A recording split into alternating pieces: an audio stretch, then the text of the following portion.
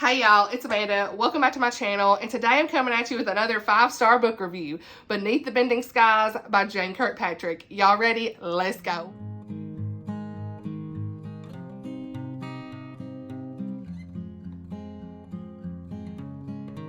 So, this book, I adored this book. I cannot say enough good things about this. Very intriguing, so interesting, atmospheric, just everything I could want in a fall read. Y'all, I have so many thoughts. Let's just go ahead and get into it. Stay tuned for the end of the video. We will be having a giveaway. So just as the title suggests, stay tuned. I'll have all the details at the end of the video. But I want to tell you all my thoughts about this beautiful book. First of all, let's just appreciate the cover, y'all. My heart. I just love this cover. It's just so beautiful, atmospheric, everything that you could ever want in a fall read. Look at this. I love this so much. I love the cover. Y'all know your girl works in marketing and I love a good cover design. So here we are. Besides the cover though, this book was just beautiful. Okay. So, and even more than just a beautiful read, this is about a real life person, which was so fascinating. So let me just jump right in and tell you all about this, okay? Just an uplifting story all about the life of Molly Ronan, okay? This truly captivated my heart. It's based on the story of a true pioneer woman of the late 1800s, and her name was Mary Catherine Molly Sheehan Ronan. Okay, long name, beautiful, just beautiful story. Okay, I loved learning all about her life from when she was the age of 6 all the way through her adulthood and getting married. It was just beautiful. As I said though, before I get into what this story is about, this is about a real person. So in history, Molly Ronan. Y'all, look at this. I found her grave thing, and in this book, they talk about how, just how long her hair was. A lot of discussions in this book about how her dad did not want her to cut her hair. It was just, that's something that was really big back then, and so look how long it was, though. I didn't expect to see in this picture. I was like, wow. So, I mean, just fascinating to see a real historical person, okay? So, anyway, I don't know, I was fascinated with that. So, yeah, okay, like I said, yeah, no, I don't know, my mind was blown. I was like, this is not a real person. Okay, anyway, okay. So, this is the first book that I've ever read by Kirkpatrick, and I just love the writing style.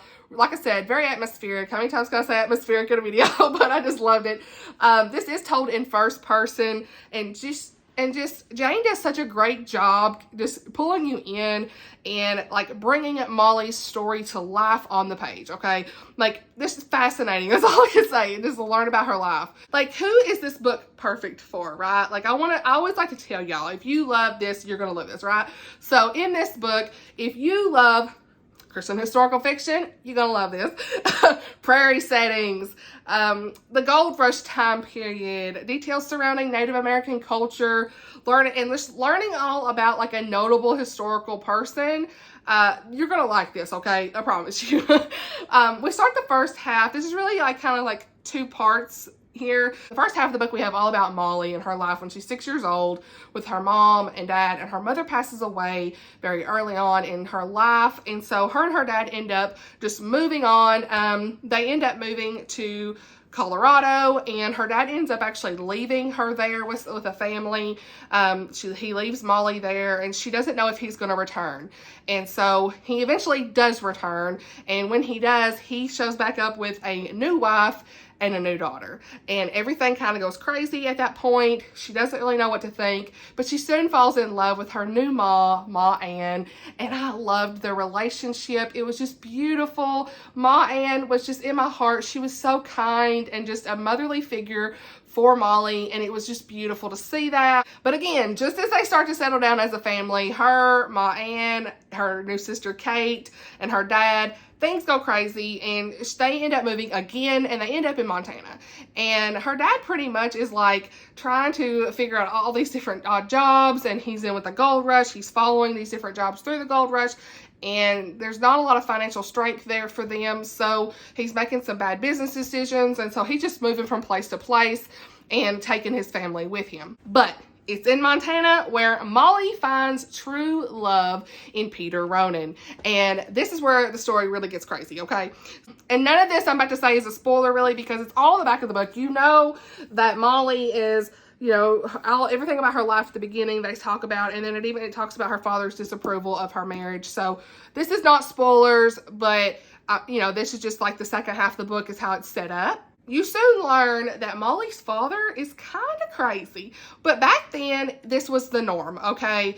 Like, back then in the late 1800s, or in the early to late 1800s, probably the whole time, parents did not want their children to run off and get married with just anybody, right? Like, they were very particular. You had to, like, court the person. You had to, like, go and ask for their permission and all this stuff. Her dad's best friend is Peter, and Peter is like 24 and she's like 14, which was the norm back then. Think about your great-grandparents, how they would get married very young in life, and that was the norm back then. Well, he gets very upset, her father gets very upset when she falls in love with Peter. They kind of have this courtship relationship for a little bit, and things kind of hit the fan. He says, no, you're too young, and so everybody agrees, the priests, everyone agrees, hey, yes, she is too young.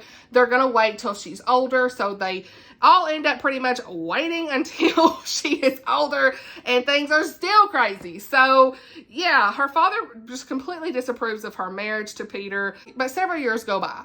And eventually, Molly ultimately defies her father and realizes that the command to honor thy father truly has its limits. And Molly's father just kind of like lives in this fairy tale, honestly. He never wants to let go of her. And Molly just never, it's sad because Molly never feels like that she is enough for him. And she found her courage to stand up to him and do what she needed to do in her life and live her life with her family. So I was proud of her for that. Just like one of those go girl moments. So like I said, the remaining half of this book, so that's the first half is her life growing up, and she learned all these different things of how to take care of herself and help her dad and just try to be the best daughter that she could be.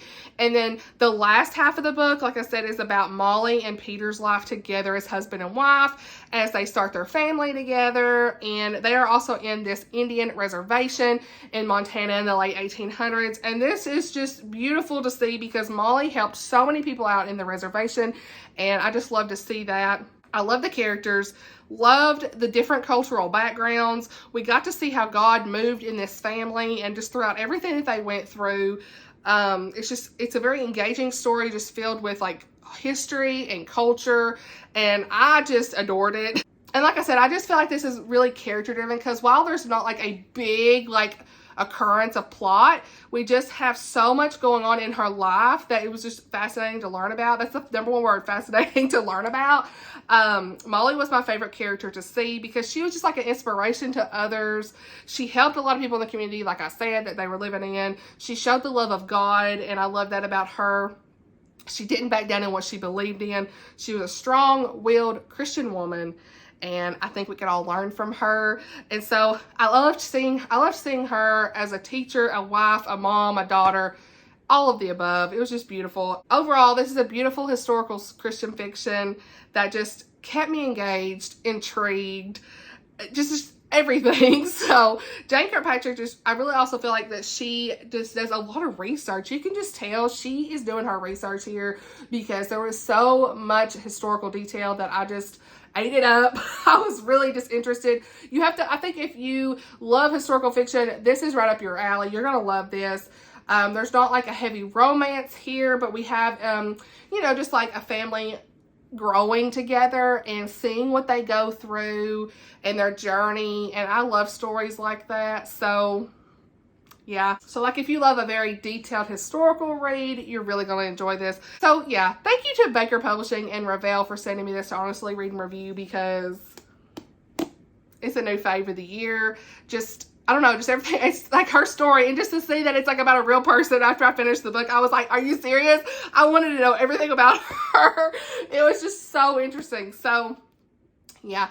So now that we're done with the review, we have a giveaway, and I already kind of spoiled it a little bit in one of my vlogs, but Baker Publishing is so amazing. If y'all want to buy this book, I'll leave it in the description. This just released on September the 6th, so it's already out. You can buy it at Baker's website. I highly recommend Baker's website because it's always 30 or 40% off. If it's their published books, I see that they have free shipping. Check it out. But when I got this book in the mail to Honestly Ring Review, they accidentally sent me 2 extra copies. And when I reached out, they were so kind to say, yes, please use these extra copies as giveaway copies for you guys. And I love them for that. So that's what we're doing here, y'all. So all you have to do to be entered to win one of these copies, 2 lucky winners is going to win Beneath the Bending Skies by Jane Kirkpatrick. All you have to do is, number 1, you got to be subscribed to my channel. So hit that subscribe button and leave a comment below. Any comment at all. It doesn't matter. Because what I'm going to do is I'm going to use the comment picker and it's going to randomly choose the winners. And we'll do like a video announcing it and everything, just like we did with my 500 subscriber giveaway. And just like before, this giveaway will be open for 1 week and I will announce the winner next weekend. So yeah, this is a lot of fun. I'm excited. I love giveaways. So yeah, make sure you leave your comments below to get entered to win. I don't know. This book was like a warm hug in historical fiction. Like it just really was, and I loved it. So that's what we're doing, y'all. I hope you enjoyed this video. Thank you for watching. I love you guys. Make sure you hit that subscribe button, and I'll see you all in my next video. Bye, y'all.